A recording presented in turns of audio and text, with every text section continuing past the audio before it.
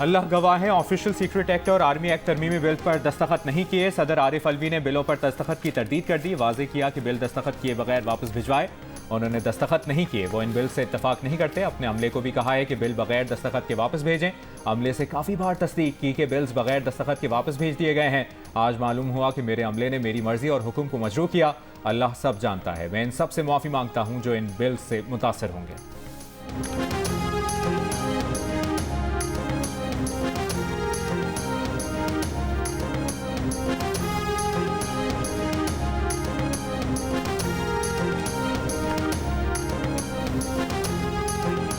सदर आरिफ अलवी के बयान ने नया पेंडोरा बॉक्स खोल दिया। नून लीग के इरफान सिद्दीकी ने कहा कि सदर कह रहे हैं कि उन्होंने बिल्स पर ना हाँ किया ना कहा। अमले से कहा कि बिल्स वापस भेज दो। अगर सदर के अपने हाथ पांव भी अपनी दस्तरस में नहीं, अमला भी उनके काबू में नहीं, तो उनके लिए घर जाना बेहतर होगा। इतने बड़े मनसब का तमाशा ना बनाए। पीपल्स पार्टी के फैसल करीम कुंडी ने कहा कि जिस शख्स को यही नहीं मालूम कि ऐवान सदर में क्या हो रहा है, उसे ऐवान सदर में बैठने का हक नहीं। जमात इस्लामी के सेनेटर मुश्ताक अहमद ने कहा कि अल्लाह पाकिस्तान पर रहम करे।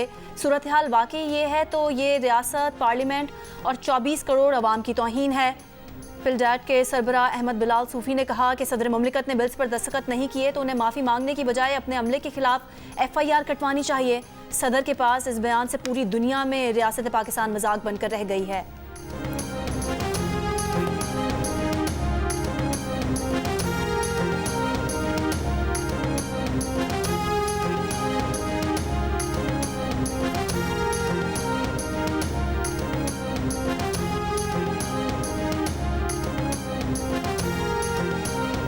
सदर मुमलिकत का बयान हर लिहाज से गैर मामूली, तशवीशनाक और नाकाबिल तसव्वुर है। इस बयान के बाद पूरी कौम में बेचैनी और इसतराब की संगीन लहर ने जन्म लिया है। तर्जुमान तहरीक इंसाफ का रद्द अमल। कहा, सदर मुमलिकत के बयान ने रियासती नज़्म में ऊपर से लेकर नीचे तक फैले मुहलिक तरीन इन्फेक्शन को कौम के सामने बेनकाब किया है। ट्वीट के मंदरजात का हर जाविये और हर पहलू से जायजा ले रहे हैं।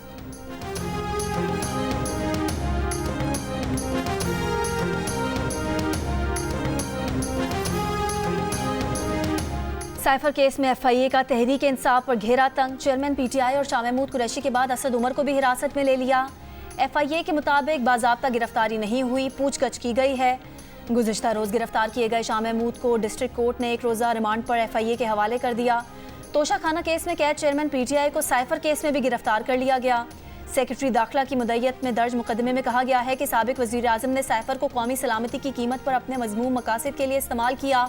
साबिक वज़ीर आज़म ने PM ऑफिस भेजी गई साइफर की कॉपी जानबूझकर अपने पास रखी और वज़ारत खारजा को वापस नहीं भेजी। साइफर टेलीग्राम उनके गैर कानूनी कब्जे में रखने की वजह से पूरा साइफर सिक्योरिटी सिस्टम खतरे से दोचार हुआ। मुल्जिमान के इक़दामात से रियासत पाकिस्तान को नुकसान पहुंचा। साबिक प्रिंसिपल सेक्रेटरी आज़म खान के किरदार का तयन तहकीकात के दौरान होगा।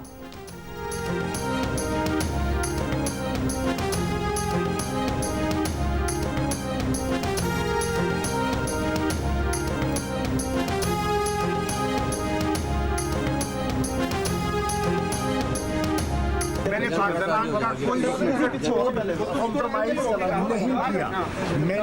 अपनी जिम्मेदारी का सबूत दिया और जिम्मेदारी से काम दिया। मैंने हमेशा पाकिस्तान के मफादात का तहफ़्फ़ुज़ किया और पाकिस्तान के मफादात पर कभी कॉम्प्रोमाइज़ नहीं किया। तहरीक इंसाफ के वाइस चेयरमैन शाह महमूद कुरैशी ने कहा है कि साइफर केस मनगढ़ंत, इन पर सियासी बुनियादों पर बनाया गया है। उन्होंने किसी गैर मुतल्लिका शख्सियत से ऐसा कोई डॉक्यूमेंट शेयर नहीं किया। ऑफिशियल सीक्रेट एक्ट की सेक्शन 5 और 9 उन पर लागू नहीं होती। पाकिस्तान के मफादात पर कभी समझौता नहीं किया गया।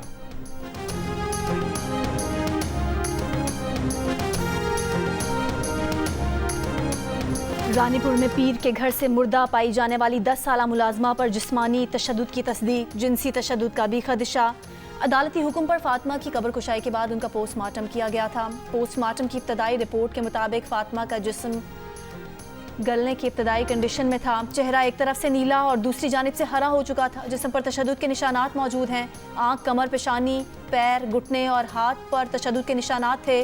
दूसरी जानिब 8 डॉक्टर्स के दस्तखत से जारी मेडिकल बोर्ड की इब्तदाई रिपोर्ट में कहा गया है कि मकतूला के पूरे जिस्म पर तशद्दुद के निशानात हैं।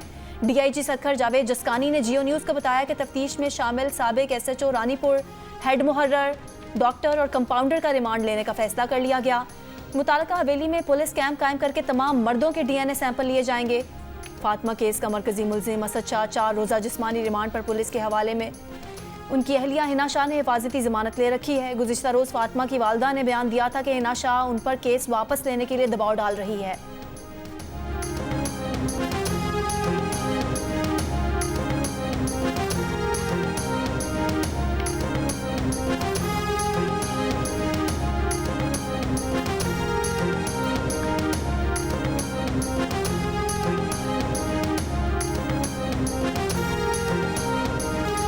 कराची से इस्लामाबाद जाने वाली मुसाफिर बस मोटरवे पर डीजल से भरे ड्रम ले जाने वाली पिकअप से टकरा गई। हादसे के बाद मुसाफिर बस में आग लग गई। अंदोनाक हादसे में 18 अफराद जाँ बहक, 14 जख्मी। आग से झुलस जाने के बाद मुतादिद मुसाफिरों की लाशें नाकाबिल शनाख्त हो गईं। शनाख्त DNA से होगी। हादसा सुबह 4:15 बजे पेश आया। मुसाफिर को जलकर तबाह हो गई। पिंडी भटिया के करीब पेश आए हादसे के जख्मियों को फैसलाबाद के अलाइड अस्पताल मुंतकिल कर दिया गया। जख्मियों में 2 बच्चों समेत 4 अफराद की हालत तशवीशनाक है। जख्मी मुसाफिरों ने बताया कि वो बस के शीशे तोड़कर अपनी जान बचाने में कामयाब हुए। वाक़े की तहकीकात शुरू कर दी गई हैं। मोटरवे पुलिस के DSP समेत 9 मुलाजमीन मुअत्तल कर दिए गए। इब्तदाई तहकीकात के मुताबिक हादसा बस ड्राइवर की गफलत से पेश आया।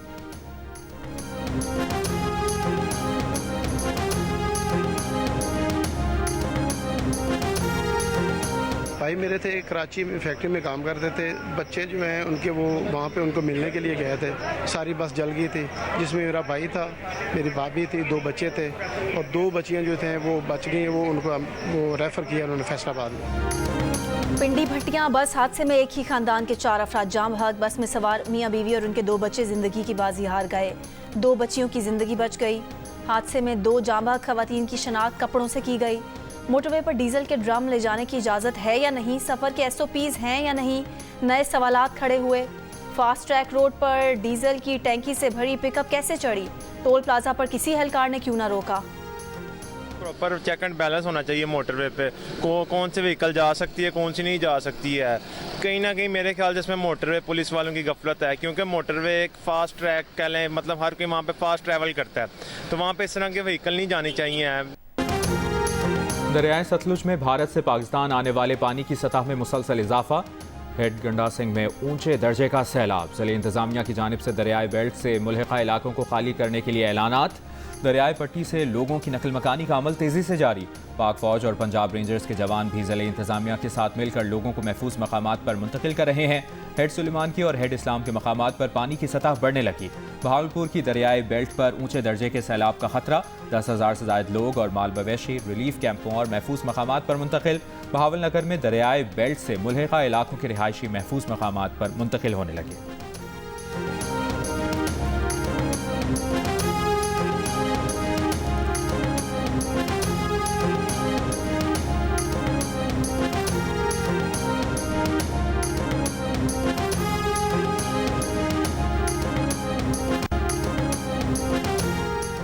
इस्लामाबाद के मजिस्ट्रेट ने तरनौल में जलसा करने और शराब ब्लॉक करने के केस में गिरफ्तार ईमान ज़ैनब मज़ारी और अली वज़ीर ड्यूटी मजिस्ट्रेट के सामने पेश। मजिस्ट्रेट ने ईमान मज़ारी को कल तक थाना विमेन पुलिस की हिरासत में रखने का हुक्म दे दिया।